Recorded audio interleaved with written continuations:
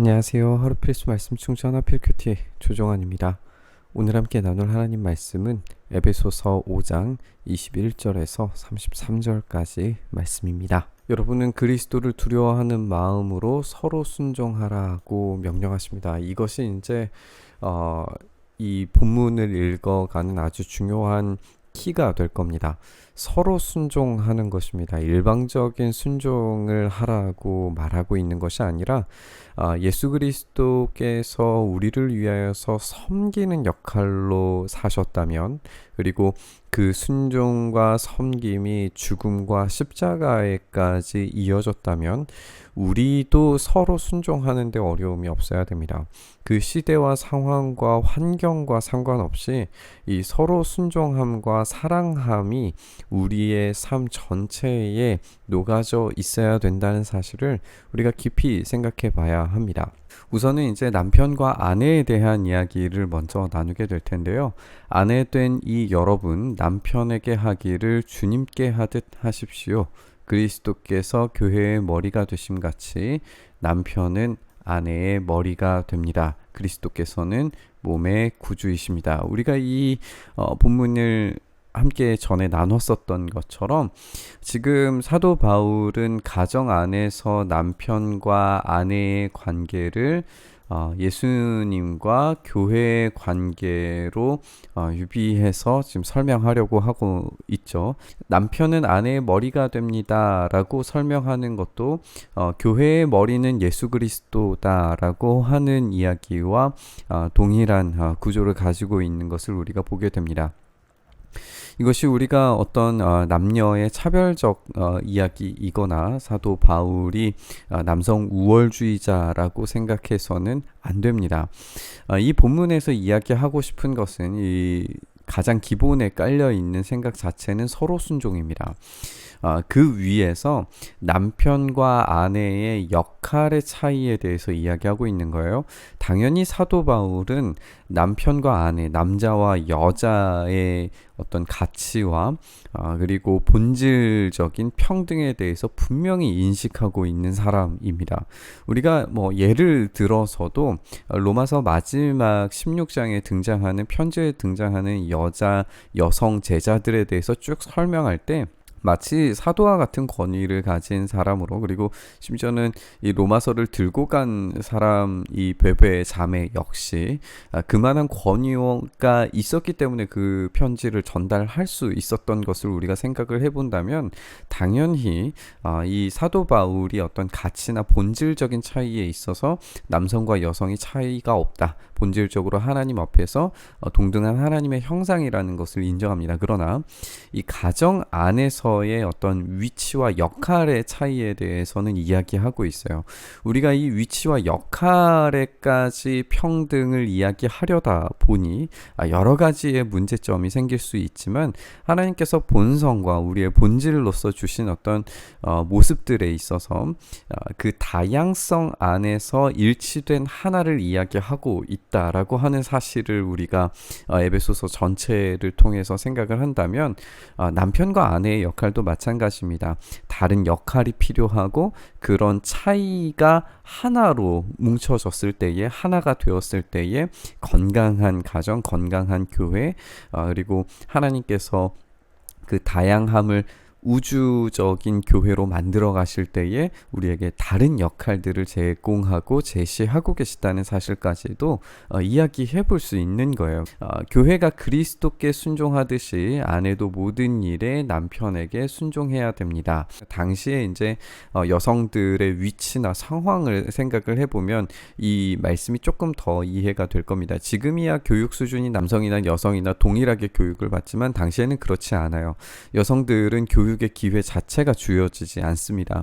그랬을 때에 교회가 그리스도께 순종하듯이 아내가 남편의 말에 순종해야 된다는 것은 이 가정 안에서 하나님의 말씀이 선언되고 선포되고 예배가 드려졌을 때에 그 하나님의 말씀에 합당한 삶을 살아가기 위한 순종과도 연결되어져 있다는 사실을 우리가 놓칠 수 없어요. 이제 그런 문화적인 상황적인 상황들을 생각했을 때에 이 아내의 순종과 그 말의 순종을 이해하는 데 도움이 되리라 생각이 듭니다. 이제 남편의 역할도 마찬가지예요. 남편 된 이 여러분, 아내 사랑하기를 그리스도께서 교회를 사랑하셔서 교회를 위하여 자신을 내어주심과 같이 하십시오 라고 이야기합니다. 우리가 여기에서 놓쳐서는 안 되는 것이 남편이 예수님처럼 아내를 사랑해야 된다는 사실입니다.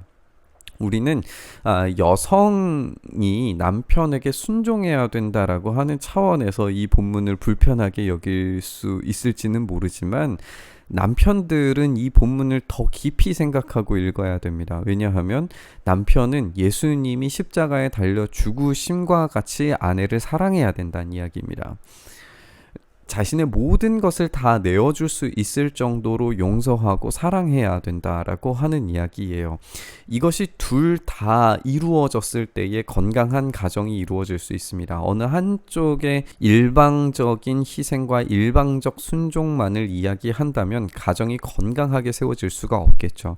그러나 서로 순종함 가운데에서 남편은 아내를 예수님께서 교회를 사랑하듯이 모든 것을 다 내어주신 주님과 같이 사랑하고 아내들은 남편을 그리스도를 순종하는 그리스도께 순종하는 교회와 마찬가지로 순종을 한다면 이 서로 순종과 서로 사랑함 위에서 가정은 건강하게 세워질 수 있습니다. 그리스도께서 그렇게 하신 것은 교회를 물로 씻고 말씀으로 깨끗하게 하여서 거룩하게 하시려는 것이며 티나 주름이나 또 그와 같은 것들이 없이 아름다운 모습으로 교회를 자기 앞에 내세우시려고 하는 것이다 라고 하는 부분을 우리가 깊이 생각해야 돼요. 예수님께서 전적인 사랑과 헌신을 보여주신 것은 깨끗하게 되는 것, 말씀으로 가르쳐 주시는 것, 깨끗하게 되는 것, 그리고 거룩한 삶으로 나아가는 것입니다. 그러니까 남편이 아내들에게 전적인 헌신과 사랑을 베풀고 교회에 머리 대신 예수님을 닮아 가정의 머리가 되었다면 이 가정이 한 교회로서 이 정결함과 깨끗함과 하나님의 말씀에 거룩하게 세워지도록 하는 모든 책임을 가지고 있다라고 하는 사실을 기억해야 됩니다. 남편들의 책임인 거예요. 티나 주름이나 그런 것 없이 아름다운 모습으로 가정이 교회가 되어지도록 만들 책임이 남편에게 주어져 있다라고 하는 사실입니다. 이렇게 남편이 아내를 자기 몸과 같이 사랑해야 된다. 자기 아내를 사랑하는 것은 자기를 사랑하는 일이다 라고 이야기합니다.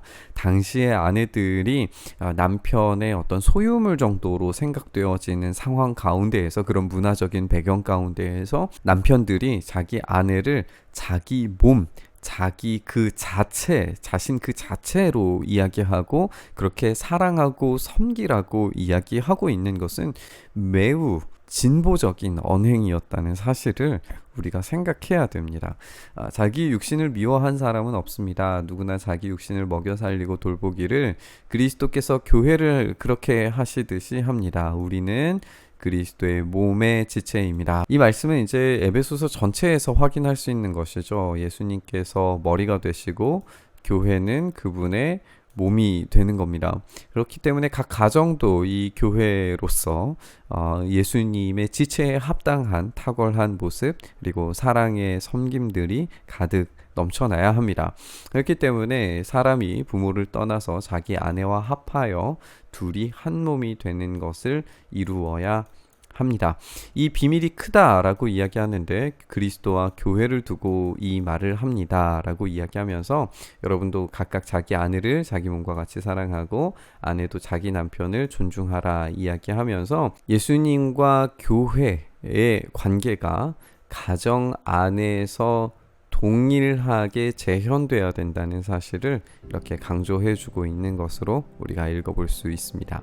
우리가 함께 읽은 것처럼 사도 바울의 관심은 예수님의 그 빛 되신 삶의 질서가 우리의 삶에 직접적인 영향을 미쳐서 우리의 삶 전체가 예수님 닮은 그 빛된 삶, 탁월한 삶을 살아내기를 이야기하고 있는 것으로 읽을 수가 있습니다. 가정 안에서 지금 이 질서들이 얼마나 많이 깨졌는지도 함께 생각해 볼 수 있는 것 같습니다. 남편은 남편으로서의 권위가 사라지고 아내는 아내로서의 사랑받지 못하는 그런 깨어진 가정들, 역기능적 가정들이 이 시대에 얼마나 많은지 생각을 해봅니다. 이 말씀은 지금 우리에게도 매우 유효한 그런 말씀으로 읽혀집니다. 우리는 가정 안에서 교회가 재현되어야 합니다.